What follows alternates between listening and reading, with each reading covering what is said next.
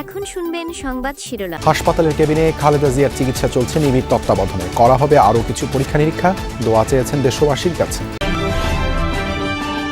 একই দিনে সংসদ ও গণভোটের প্রস্তুতি। তফসিলের পর ইসির বাজেট সংশোধন করবে অর্থ মন্ত্রণালয়। এ পর্যন্ত ২১,০০০-এর বেশি প্রবাসী ভোটারের নিবন্ধন। ভূমিকম্পের পর চিহ্নিত ৩০০ ভবনের বিষয়ে ব্যবস্থা নিচ্ছে রাজউক। ঝুঁকি ও করণীয় নিয়ে বিশেষজ্ঞদের সাথে সলা পরামর্শ প্রধান উপদেষ্টার। ক্ষমতায় গেলে গণমাধ্যম সংস্কারে গুরুত্ব দেবে বিএনপি। অপতথ্য মুক্ত সাংবাদিকতা চায় এনসিপি। জনস্বার্থ ও পেশাদারিত্ব বজায় রাখতে দলগুলোর সদিচ্ছার প্রত্যাশা। ১.৫ ঘণ্টা ধরে আগুনে পুড়ল চট্টগ্রামের কদমতলীর কম্বলের গোডাউন। নেভালেও কারণ জানাতে পারেনি ফায়ার সার্ভিস। ঢাকা চট্টগ্রামে পারিবারিক আদালত চালু। অনলাইনেই মামলা করতে পারবেন ভুক্তভোগীরা। জমি সংক্রান্ত জটিলতা কমাতে ভূমি অ্যাপের উদ্বোধন। আইসিইউ রোগীর ৪১ ভাগের শরীরে কাজ করছে না অ্যান্টিবায়োটিক। আইডিসিআর এর রিপোর্ট, ভয়াবহ স্বাস্থ্য বিপর্যয়ের শঙ্কা। আসসালামু আলাইকুম। এতক্ষণ দেখছিলেন সংবাদ শিরোনাম, এখন দেখবেন বিস্তারিত। কেবিনে মেডিকেল বোর্ডের নিবিড় তত্ত্বাবধানে বিএনপি চেয়ারপারসন বেগম খালেদা জিয়ার চিকিৎসা চলছে জানিয়েছেন তার ব্যক্তিগত চিকিৎসক ও দলটির স্থায়ী কমিটির সদস্য অধ্যাপক ডাক্তার এজেডএম জাহিদ হোসেন। এর আগে নিজের সুস্থতা কামনায় দেশবাসীর কাছে দোয়া চেয়েছেন খালেদা জিয়া। নিবিড় পর্যবেক্ষণে থাকা খালেদা জিয়ার শারীরিক অবস্থা অপরিবর্তিত বলে জানান তার চিকিৎসক। বলেন, বিএনপি চেয়ারপারসন ও সাবেক প্রধানমন্ত্রী খালেদা জিয়ার হার্ট ও ফুসফুসে ইনফেকশন হয়েছে। হাসপাতালে চিকিৎসকদের পর্যবেক্ষণে তার চিকিৎসা চলছে। গতকাল তার বেশ কিছু টেস্ট করানো হয়। রোববার রাত ৮টায় এভার কেয়ার হাসপাতালে ভর্তি করা হয় খালেদা জিয়াকে। তিনি বিশেষজ্ঞ চিকিৎসক অধ্যাপক শাহাবুদ্দিন তালুকদারের তত্ত্বাবধানে আছেন। বিএনপি চেয়ারপারসনের জন্য মেডিকেল বোর্ড গঠন করা হয়েছে। বোর্ড সদস্যরা জানিয়েছেন, গত কয়েক মাস ধরেই নানা ধরনের শারীরিক জটিলতা দেখা যাচ্ছে বিএনপি চেয়ারপারসনের। চ্যালেঞ্জ হলেও একই দিনে জাতীয় নির্বাচনের গণভোট করা সাশ্রয়ী হবে বলে মনে করেন অর্থ উপদেষ্টা ডক্টর সালেউদ্দিন আহমেদ। বলেছেন, তফসিল ঘোষণার পর ইসিকে চাহিদার ভিত্তিতে বরাদ্দ দেওয়া হবে। সচিবালয়ে সরকারি ক্রয় সংক্রান্ত উপদেষ্টা পরিষদ কমিটির সভা শেষে এসব কথা জানান তিনি। দেশে প্রথমবারের মতো একসাথে হতে যাচ্ছে জাতীয় নির্বাচন ও গণভোট। অনেকে এটিকে চ্যালেঞ্জ মনে করলেও সরকারের ভাবনা দুটি একসাথে হওয়াই যৌক্তিক। সোমবার সকালে সচিবালয়ে সরকারি ক্রয় সংক্রান্ত কমিটির বৈঠক শেষে ভোট নিয়ে কথা বলেন অর্থ উপদেষ্টা ডক্টর সালেহুদ্দিন আহমেদ। জানান, তফসিল ঘোষণার পর ইসিকে চাহিদার ভিত্তিতে বরাদ্দ দেওয়া হবে। এত এন্টায়ার জিনিস রিটার্নিং অফিসার মোবিলাইজ করা, আপনি জানেন, এটা খুব সোজা কাজ না। ইভেন কিছু কিছু ব্যাংকের অফিসার, জুনিয়র অফিসার, তারাও তো ডিউটিতে যাবে, স্কুলের টিচাররা যাবে। আপনি 2 দিন নিয়ে আসবেন, তাদেরকে ইসে করবেন, এগুলো তো ডিফিকাল্ট। তবে একদিনে করাটা, পৃথিবীর অনেক দেশেই তো এরকম হয়তো। লজিস্টিক্যালি আমার মনে হয় একবারে করা বেটার এবং এটাকে সুষ্ঠুভাবে করা যেতে। আসন্ন সংসদ নির্বাচনে ভোট দিতে পোস্টাল ভোট বিডি অ্যাপে 6 দিনে ২১,০০০-এর বেশি প্রবাসী নিবন্ধন করেছেন। এর মধ্যে সবচেয়ে বেশি নিবন্ধন করেছেন দক্ষিণ কোরিয়ার প্রবাসীরা। জেলা হিসেবে ঢাকা ও আসন হিসেবে এগিয়ে রয়েছেন চাঁপাইনবাবগঞ্জ 3-এর প্রবাসী বাংলাদেশিরা। দুপুরে আগারগাঁও নির্বাচন ভবনে প্রবাসী সহ 4 শ্রেণীর ভোটারদের পোস্টাল ব্যালট ব্যবস্থাপনা নিয়ে ডাক বিভাগের সঙ্গে বৈঠক শেষে পোস্টাল ভোট বিডি অ্যাপের সবশেষ তথ্য তুলে ধরা হয়। এ সময় প্রধান নির্বাচন কমিশনার সহ অন্য কমিশনাররাও উপস্থিত ছিলেন। বর্তমানে পূর্ব এশিয়া, দক্ষিণ আমেরিকা ও আফ্রিকার দেশগুলোয় 19 নভেম্বর থেকে নিবন্ধন চলছে। আর রোববার মধ্যরাতে উত্তর আমেরিকা ও ওশেনিয়া অঞ্চলের নিবন্ধন শুরু হয়েছে। সব মিলিয়ে এসব অঞ্চলের 68টি দেশে প্রবাসী বাংলাদেশি ভোটারদের নিবন্ধন অ্যাপে চলমান রয়েছে।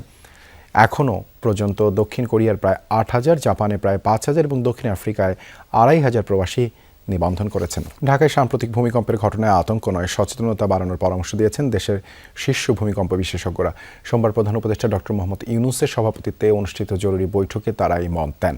বিশেষজ্ঞরা বলেন, 48 ঘন্টা, 10 দিন বা 1 মাসের মধ্যে বড় ভূমিকম্প হবে, এ ধরনের গুজব ছড়ানো হচ্ছে যা সম্পূর্ণ ভিত্তিহীন। ভূমিকম্পের সুনির্দিষ্ট সময় কেউ বলতে পারে না। বৈঠকে প্রধান উপদেষ্টা বলেন, সরকার অবৈজ্ঞানিক পদক্ষেপ নিতে চায় না, এজন্য স্বল্পতম সময়ের মধ্যে বিশেষজ্ঞদের লিখিত পরামর্শ চেয়েছেন তিনি। একই সঙ্গে টাস্কফোর্স ও বিশেষজ্ঞ কমিটি গঠনের কাজ চলছে বলেও জানান। বিশেষজ্ঞরা বলেন, বাংলাদেশ বড় ভূমিকম্প প্রবণ এলাকা নয়, তবে পর্যাপ্ত প্রস্তুতি জরুরি। এছাড়া গুজব রোধে তথ্যের যথাযথ প্রচার এবং বিদেশে থাকা বাংলাদেশি বিশেষজ্ঞদের সাথে সমন্বয় বাড়ানোরও পরামর্শ দেন তারা। বৈঠকে মন্ত্রণালয়ের উপদেষ্টা, বুয়েট, ঢাকা বিশ্ববিদ্যালয় সহ বিভিন্ন প্রতিষ্ঠানের বিশেষজ্ঞরা অংশ নেন। সংবাদ মাধ্যমকে লেজুর বৃত্তির সুযোগ না দিতে রাজনীতিবিদদের প্রতি আহ্বান জানালেন সম্প্রচার মাধ্যমের নীতি নির্ধারকরা।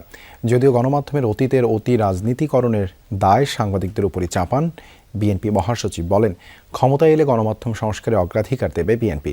বিজেসির মতবিনিময় সভায় অপতথ্য বন্ধ করে গণমাধ্যমকে জনবান্ধব হওয়ার পরামর্শ দিয়েছেন রাজনীতিবিদরা।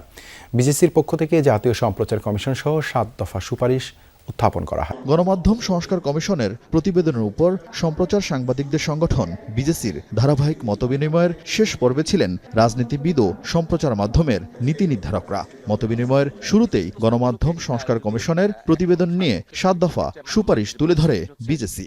সম্প্রচার সংবাদ মাধ্যমকে স্বাধীন সম্পাদকীয় প্রতিষ্ঠান হিসেবে পরিচালিত হতে দেওয়ার রাজনৈতিক অঙ্গীকার করতে হবে। মৌলিক এসব দাবি বাস্তবায়নে আগামীর নীতি নির্ধারকদের সহায়তা চান বিজেসি নেতারা। গণমাধ্যমেরও জবাব দিতে থাকবে জনগণের কাছে, সরকারও এটি অহেতুক বাধাগ্রস্ত করবে না। যদিও দাবির সাথে খুব বেশি দ্বিমত ছিল না রাজনীতিবিদদেরও, তবে তারা সম্প্রচার মাধ্যমকে আরো বেশি জনস্বার্থ সংশ্লিষ্ট হওয়ার তাগিদ দেন। রাজনৈতিক দলগুলো তো আপনার কাউকে পকেটের মধ্যে নিতে চায় না, কিন্তু আপনারা যদি পকেটে ঢুকে যান তখন কিন্তু দ্যাট বিকামস এ প্রবলেম। আমরা দেখেছি গত 15 বছর নিজেরাই উদ্যোগী হয়ে আপনারা ফ্যাসিজমকে সমর্থন করেছেন। এটা আমাদের দেখা, এই দেশের মানুষের দেখা। তো সেই জায়গাগুলোতে আপনাদেরও কমিটমেন্টের প্রয়োজন আছে যে আপনারা ওই জায়গাগুলো থেকে নিজেরা বাইরে থাকবেন। যে আমরা যদি সরকার পরিচালনার দায়িত্ব জনগণের মাধ্যমে পাই, তাহলে আমরা নিঃসন্দেহে এটাকে অগ্রাধিকার ভিত্তিতে আমরা দেখব বলে আমরা বিশ্বাস করি। চট্টগ্রামে ভয়াবহ আগুনে পুড়ে ছাই হয়েছে বহুতল ভবনের 4 তলায় অবস্থিত কম্বলের গুদাম। নগরীর কদমতলীতে ভয়াবহ এই অগ্নিকাণ্ডে পুরো এলাকায় আতঙ্ক ছড়িয়ে পড়ে। আগুন নিয়ন্ত্রণে যোগ দেয় ফায়ার সার্ভিসের 8টি ইউনিট, তবে হতাহত হয়নি কেউ। অগ্নিকাণ্ডের কারণ ও ক্ষয়ক্ষতির পরিমাণ তাৎক্ষণিকভাবে জানা যায়নি। বেলা 1:30টার দিকে চট্টগ্রামের কদমতলী পোড়া মসজিদ এলাকায় চেয়ারম্যান মার্কেটের 4র্থ তলায় আগুন লাগে, যেটি আল হোসেন এন্টারপ্রাইজ নামের একটি প্রতিষ্ঠানের কম্বলের গোদাম। শুরুতে তীব্রতা কম থাকলেও ধীরে ধীরে আগুন বাড়তে থাকে। স্থানীয়রা নেভাতে চেষ্টা করে ব্যর্থ হয়ে ফায়ার সার্ভিসে খবর দেয়। জামাত স্টার্ট হয়েছে, তারপর আগুন ধরে গেছে। মসজিদের বাইরে দেখতেছি দেখি এই আগুনের অবস্থা। আমরা নিচে ছিলাম, মাল নামাচ্ছিলাম, তখন উপর থেকে দেখতে বেশি বেশি করে ধোঁয়া বের হচ্ছে, চিল্লাচিল্লি হয়ে গেছে। গোডাউনে ঢুকার কোনো চান্স পাই না, তারপর ধোঁয়ার জন্য এখানে যাওয়া যাচ্ছে না। আমরা বাইরে থেকে অনেক চেষ্টা করছি ঢুকার, কিন্তু ঢুকতে পারতেছি না। তারপরে ফায়ার সার্ভিস আসছে, উপর উঠছি আমাদের ছাদের থেকে, এখানে পানি মারছে, আমরা ধোঁয়ার কারণে আমরা নিজেরাই কোনো কি দিশকুল পাচ্ছি না। ঢাকা মহানগর আদালতে আনুষ্ঠানিকভাবে চালু হলো পারিবারিক আদালত। বিচার ব্যবস্থায় প্রথমবারের মতো চালু হয় এই সেবা পারিবারিক মামলার দীর্ঘসূত্রতা কমানোর পাশাপাশি বিচার প্রার্থীদের ভোগান্তি কমাতে গুরুত্বপূর্ণ ভূমিকা রাখবে বলেছেন আইন উপদেষ্টা। সকালে ঢাকা মহানগর দায়রা জজ আদালতের আনুষ্ঠানিকভাবে পারিবারিক আদালতের উদ্বোধন হয়। পাইলট প্রকল্প হিসেবে ঢাকার পাশাপাশি চট্টগ্রামের পারিবারিক আদালতে এই সেবা দেয়া হবে। আইন উপদেষ্টা বলেন, অতিরিক্ত সংস্কার করতে গিয়ে রাষ্ট্র কাঠামো যেন দুর্বল না হয়, সেদিকেও খেয়াল রাখতে হবে। শুধু মামলা দায়ের করা না, নথি ব্যবস্থাপনা আছে, শুনানি আছে, রায় আছে, সবকিছু অনলাইনে হয়ে যাবে। এটাকে আমরা একটা পেপারলেস কোর্টও বলতে পারি। এটাতে যে ভোগান্তি কমবে, সময় বাঁচবে, দুর্নীতি কমবে। এটা বিশেষ করে নারী জাতির জন্য যারা নির্যাতিত এবং নানান অবিচারের শিকার, এবং যে সমস্ত শিশুরা পারিবারিক সহিংসতা এবং বিদ্বেষের শিকার, তাদের জন্য আসলে অনেক বড় একটা বিচারের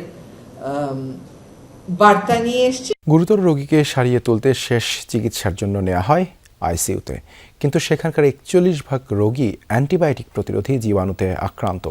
কাজ করছে না বহুল প্রচলিত অ্যান্টিবায়োটিকের একটিও। আইডিসিআর এর সার্ভিল্যান্সে উঠে এসেছে এই ভয়াবহ চিত্র। এতে দেখা যায় অন্য রোগীদের তুলনায় আইসিইউ এর রোগীরা অ্যান্টিবায়োটিকে বেশি মাত্রায় অনিরাময়যোগ্য।